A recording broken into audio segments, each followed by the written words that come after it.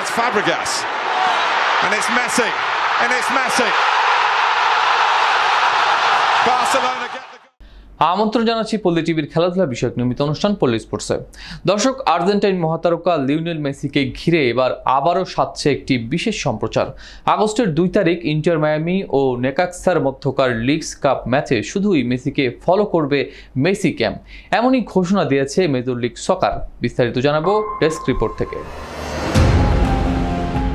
এটি হবে সম্পূর্ণ টিকটক ভিত্তিক লাইভ স্ট্রিম, যেখানে পুরো ম্যাচ জুড়ে কেবল মেসির গতিবিধি দেখানো হবে।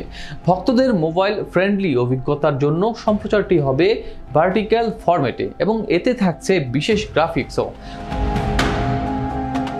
2024 সালের অক্টোবরেও এমন একটি মেসি ক্যাম্প টিকটকে চালু করেছিল MLS, যেটি মেসির প্লে অফ অভিষেকের সময় প্রচারিত হয়। ওই লাইভ স্ট্রিমে দর্শক সংখ্যা ছিল 64 লাখ। অ্যাপলের দাবি অনুযায়ী সেটি ছিল তাদের ইতিহাসের সর্বাধিক দেখা খেলা। 2025 মৌসুমে MLS এমন মোট 4টি এরকম মেসি ক্যাম্প সম্প্রচারের পরিকল্পনা করছে। এবার নেকাক্সার বিপক্ষে এটি হতে যাচ্ছে তার প্রথম। MLS মিডিয়া বিভাগের নির্বাহী ভাইস প্রেসিডেন্ট সেট বেকন জানিয়েছেন, ভক্ত সংখ্যা বাড়ানোই আমাদের প্রধান লক্ষ্য।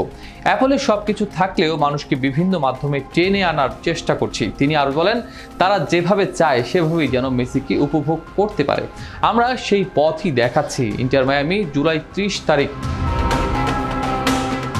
লিগস কাপের প্রথম ম্যাচে মুখোমুখি হবে আটলাসের। এরপর 2 আগস্ট খেলবে নেকাক্সার বিপক্ষে, যেখানে থাকবে এই আলোচিত মেসি ক্যাম্প। 6 আগস্ট গ্রুপ পর্বের শেষ ম্যাচে তারা খেলবে পুমাসের বিরুদ্ধে। দর্শক, তবে এর আগেই কিছুটা শঙ্কার মেঘ।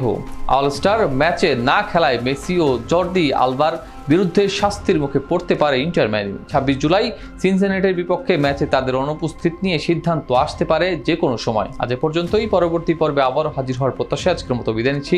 আল্লাহ হাফেজ।